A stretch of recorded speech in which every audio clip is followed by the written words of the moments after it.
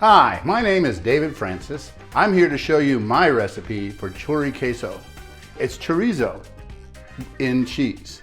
I add a few little things and I think you'll enjoy it very much. Today I'm using Jimenez Chorizo Especial. For this cook today, I will be using a cast aluminum pan that is non-stick. That's from my Marku. I'm also using an induction burner because I think that it gives me a little more control over the temperature. It brings the heat up.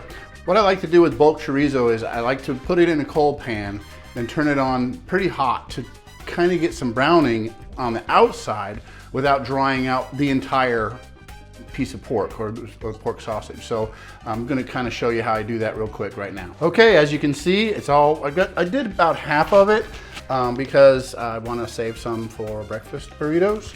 And so we're just going to do this like I normally would a big batch. Turn this on, turn it on power mode, full blast. Now, I'm not adding any oil, and the oil, the rendered fat that I get out of here, I'm going to use for the vegetables that I have mise en place already.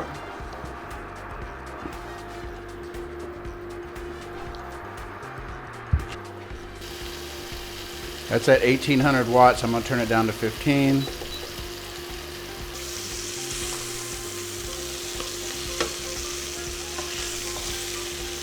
See, I can get a little bit of that Maillard reaction going on the outside of this bulk sausage like that. That'll be part of the flavor profile without overcooking all of the little bits and pieces. When I used to do it before, I would smash it all down and let it brown. It comes out a little drier that way, I found. So we want to get this cooked through, of course, but we want to still have it juicy. Now, my experience with Jimenez sausage is that it stays pretty tender and juicy. So now it's getting a little dark. I'm going to go ahead and smash this to cook it through. And once it's at over 165 degrees, I'm going to take it out of here and let it drain for a minute so I can cook the veggies in the chorizo fat. And that's as far as I want to take this.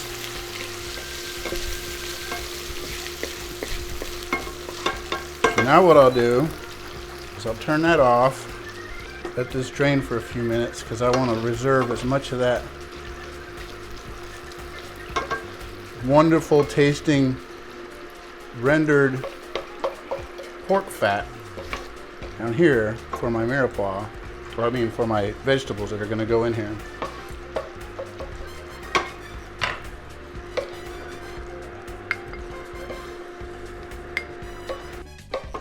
Now this is a little foreign to me because I'm used to cooking in large batches for weddings and banquets and so forth, but just gonna make a little for my wife and I tonight. There you go. So now we have that beautiful grease in the bottom that I'm going to get back hot. I might add just a little bit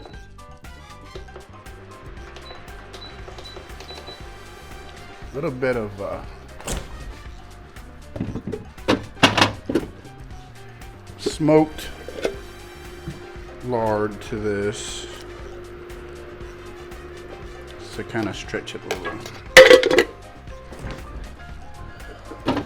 And yes, I happen to have smoked lard in my refrigerator.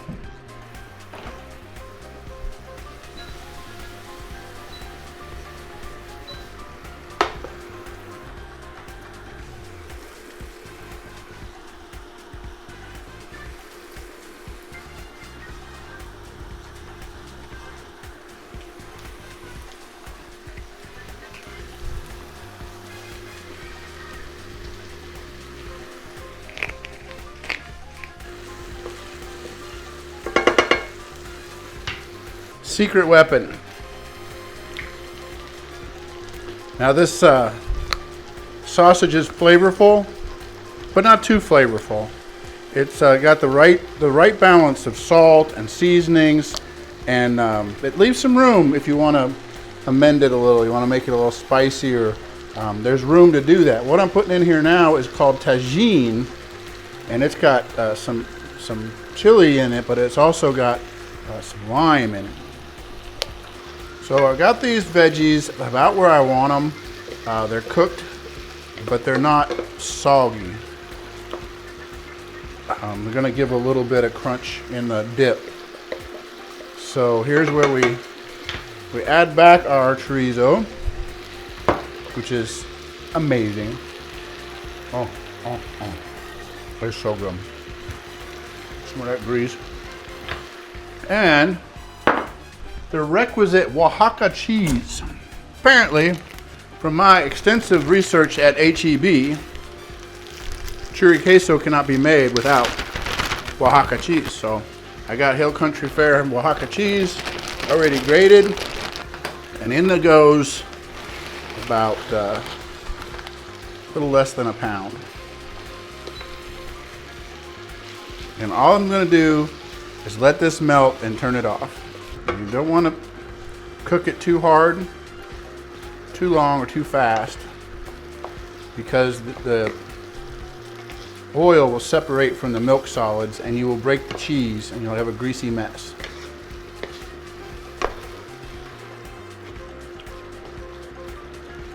And then you just want it to just melt.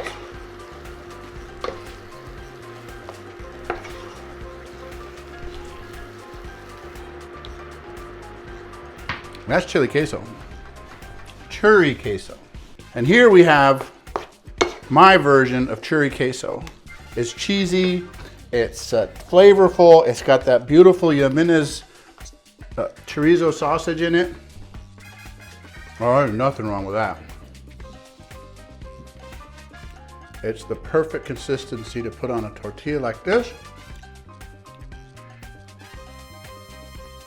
Oh. The Oaxaca cheese is smooth. It carries the flavor of the chorizo really well. The peppers, onions, and tomatoes are just wonderful. Put in a little cilantro, and you have choriqueso, Jimenez style.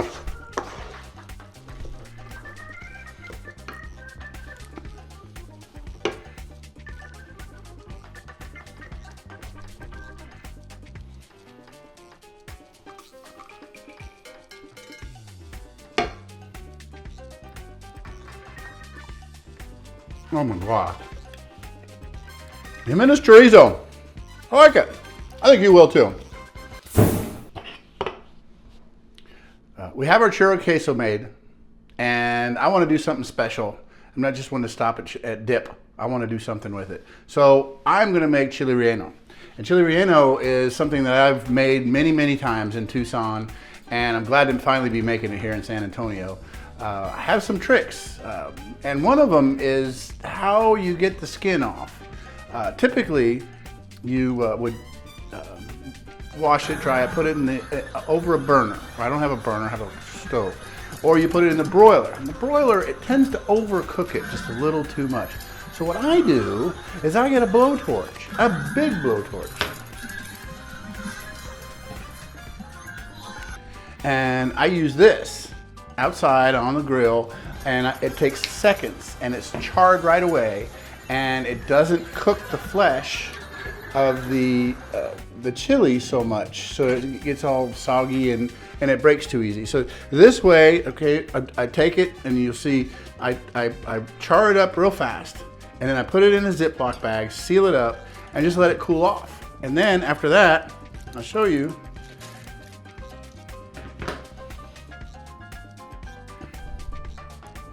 It just peels off super easy. Now a lot of people, they'll say, well, we run this underwater, it comes off faster, but I don't mind leaving a little bit of the black on there. It is charry and it is bitter, but it's, I think it just adds to it. Do what you want, of course. But it just takes a little patience. So you're trying not to break the skin at all, because it's got to hold that beautiful choriqueso in there. And it's Just take a few minutes and we'll get it done. You know, truth be told, if I had plans and I was cooking some hamburgers or some steaks out on the charcoal or the hardwood fire, I might go ahead and throw a couple of these on and get that smoke flavor on them a couple days before, stick them in the fridge, and they'll have a little bit more wood flavor to them. And that to me is exactly the way I want them. They got a little bit of that burn smell to them. I said burn, so it's a little char to them, a little Maillard to them. Now the next thing you want to do is you want to cut a little hole in these, and you need to be strategic about this because you have to get choriqueso inside of here and still be able to close it up and cook it. So you're looking for a nice puffy spot, and we're going to cut a hole in this, and we're going to try to squirrel out some of that seeds and pith, but not leave a hole too big. And see what I mean about the flesh being still intact? If you cook it too long in the oven, it gets real squishy and it just tears. It's terrible.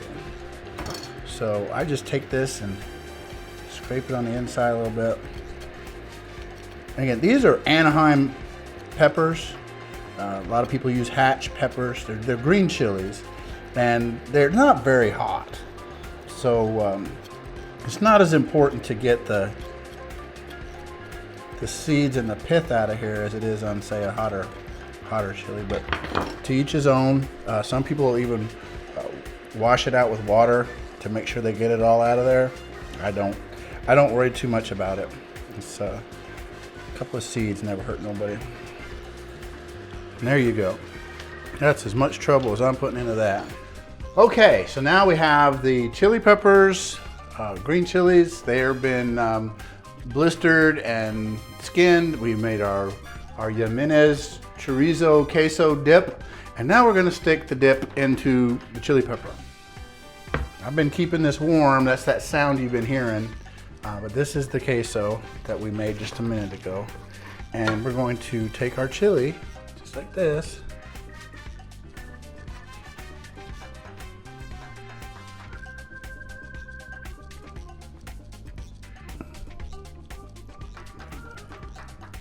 I'm going to push it down and fill that point down there.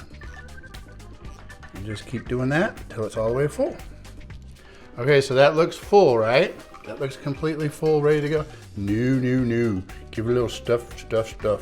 Keep it down in the edges and get it down in there, around the corner. Make sure it's full as you can get it.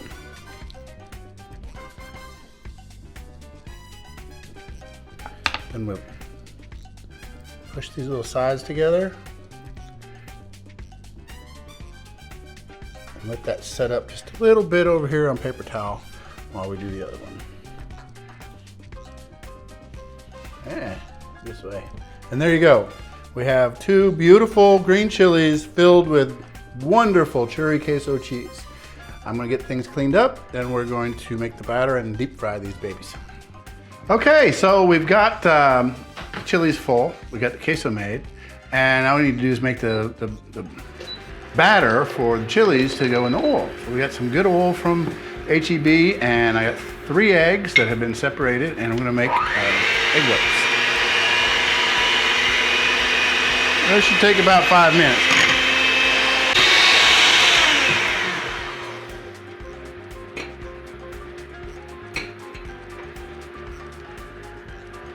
Okay, so you want to froth these up till they're soft peaks, and they're not stiff peaks. And if you go too far past stiff peaks, then you end up making butter. So this is about where we want it. Okay, so after you get the soft peaks, it stays in the bowl. You want to put in the 3 egg yolks and 3 tablespoons of flour, and I put in some more salt and Tajín seasoning. Stir this on low to incorporate. You don't want to flatten all that air. You just put in those egg whites. Okay, we have a little bit of enchilada sauce warming up on the stove. Our oil is right about 360. I want it closer to 380. We're going to make our chili rellenos. Okay, so you might notice there's a little bit of flour on there. I just got impatient and it was wet and I wanted to make sure that this stuck real good, so I put just a little bit of flour on there. You just want to make sure this is completely covered before you put it in the oil. And I always put it seam side up.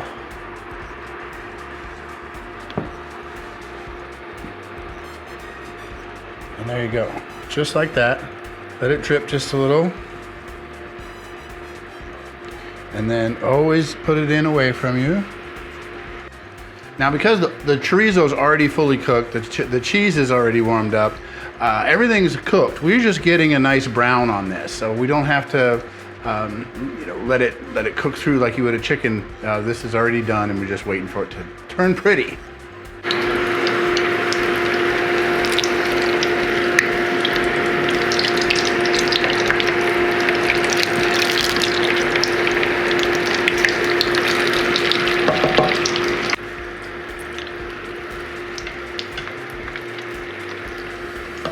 Look at that.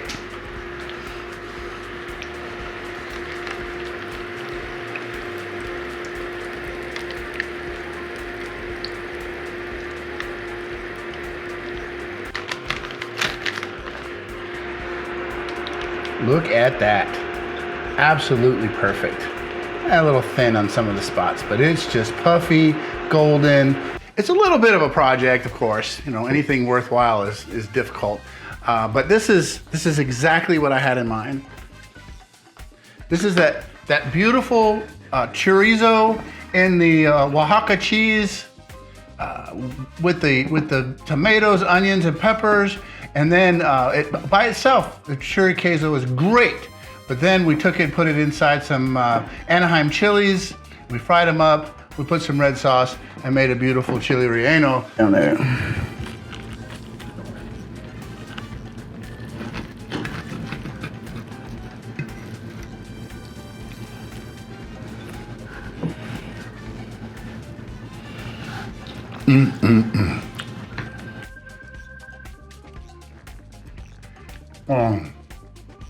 So good. That cheese and that chorizo comes through right away. The chili's still crunchy because I didn't overcook it in the oven. The chilies and onions and tomatoes are pretty much gone, but everything, oh, it tastes so good. Really need to give this a try. I'll give a good recipe in the description. As always, thank you for watching.